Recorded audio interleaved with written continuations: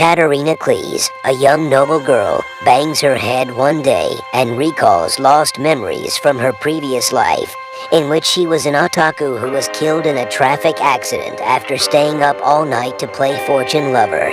Katarina realizes she is in the world of fortune lover itself after inadvertently entering an engagement with the young Prince Jordo Stewart, reincarnated as the Villainess who is doomed to either exile or death regardless of the routes the player takes in the original game. As Katarina begins to practice magic and farming as a means of avoiding a doom flag, she acts friendly toward her newly adopted younger brother Keith in order to keep him from becoming lonely. Katarina tries to persuade Keith to teach her golem magic, but she injures herself, causing Keith to feel guilty and attempt to isolate himself in his room. Katarina, on the other hand, goes as far as chopping down his bedroom door with an axe in order to reach him. Unfortunately for Katarina, her mother discovers the broken door and drags her away to scold her.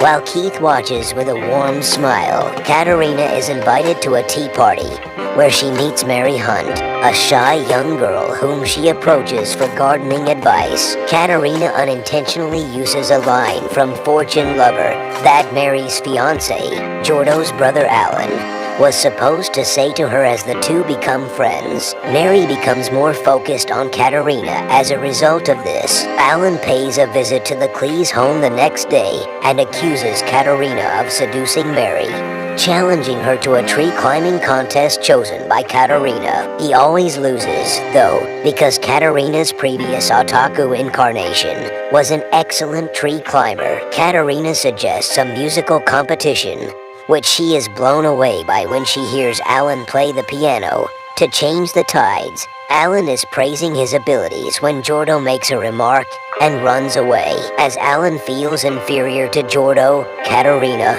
noticing his talent with the piano, shows him that even Jordo has weaknesses and that Alan should be proud of his own uniqueness and strengths, causing Alan's heart to begin healing. Katarina comes to the aid of the lovely Sophia Escart at a tea party hosted by Jordo and Alan after discovering she has read one of her favorite romance novels. Katarina, overjoyed to have found a companion to share her love of reading, quickly befriends the shy girl. Sophia is delighted when Katarina compliments her appearance, which is frequently insulted by others, and asks to be her friend when she visits Katarina's house with her brother Nicol, another love interest from Fortune Lover. Katarina then spends the day at Sophia's house, where she meets the parents of the siblings and learns about some of Nicol's charms. Katarina notices Nicol's love for his family, which others overlook, and delightfully praises it, causing Nicol to open up to her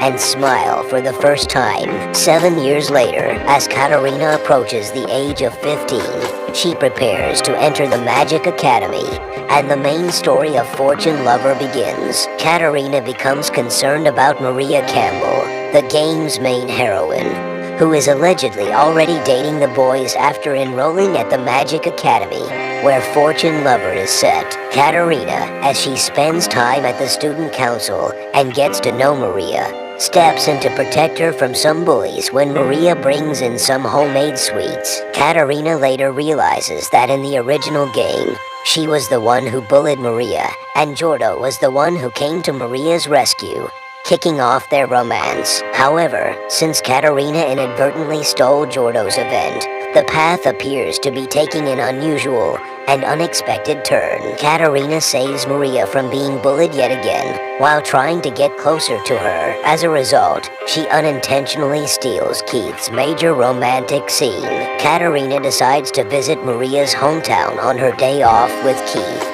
where she meets Maria's mother. Maria's mother is relieved to find a true friend in Katarina after experiencing severe loneliness as a child as a result of false rumors about her being a noble's illegitimate child. Katarina's mother, on the other hand, is displeased to see her after discovering she had secretly been running a farm at school and is preparing to scold her, much to Katarina's chagrin. Jordo plans to take Katarina to the lake for a date during summer vacation, but Katarina, misinterpreting the situation, ends up inviting everyone else along as well. Later, Katarina goes shopping with Sophia and Nicole, and she is taken aback by Nicole's unexpected advance. Following that, Katarina joins Mary in attending Alan's piano recital, in which it is implied that Alan has feelings for Katarina that he is unaware of due to Mary's interference. Katarina then tries to finish her summer homework before returning to school, as she has left everything until the last day of vacation.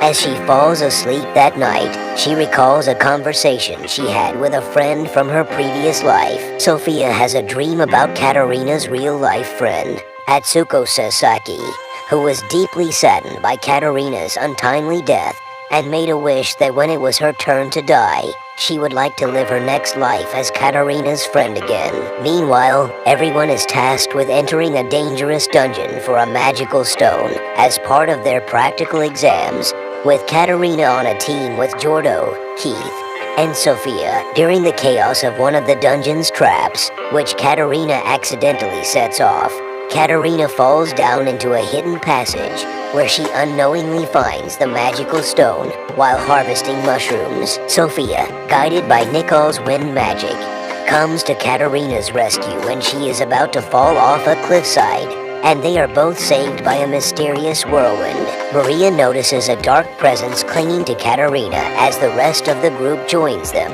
Katarina and several other students are sucked inside a magic book while studying in the library. Mary and Maria, who are witnesses to everything, try to figure out how to save everyone and discover that the only way to free them is for one of them to fulfill their desires within the book world. Unfortunately, Mary is unable to allow them to finish their stories because they all involve everyone hitting on Katarina. Realizing that none of the stories had involved Katarina's desire, the two allow a scenario to play out in which Katarina gets to eat as many sweets as she wants, a desire that proves too great for the book to contain, freeing everyone as a result. In the aftermath, Alan, whose story was the only one not read because Mary didn't want him to be aware of his feelings, discovers Katarina playing outside and joins her. They share an intimate moment while sitting atop a tree to watch the sunset, but it is cut short when Mary discovers them and rushes towards them to prevent anything from happening. Katarina and the girls throw a slumber party to celebrate passing their exams, and her maid, Anne Shelley, notices everyone's feelings for Katarina, which Katarina is unaware of. A flashback shows Anne, the daughter of a baron and his maid, being scarred in a fire that killed her mother and being deemed unfit for marriage by her father. When she first joined the Claes family, she tried to be merely a tool until Katarina's personality changed as a result of her accident, after which she learned to be herself thanks to Katarina's kindness. When Anne's father attempted to marry her off, Katarina stood up to him and persuaded him to call off the marriage and allow Anne to remain by her side. On another occasion, Jordo has high hopes after receiving a fancy invitation from Katarina, only to discover that she has invited everyone to help harvest her crops. Katarina is confronted later by someone who claims she will expose her evil deeds. Katarina is accused of bullying Maria,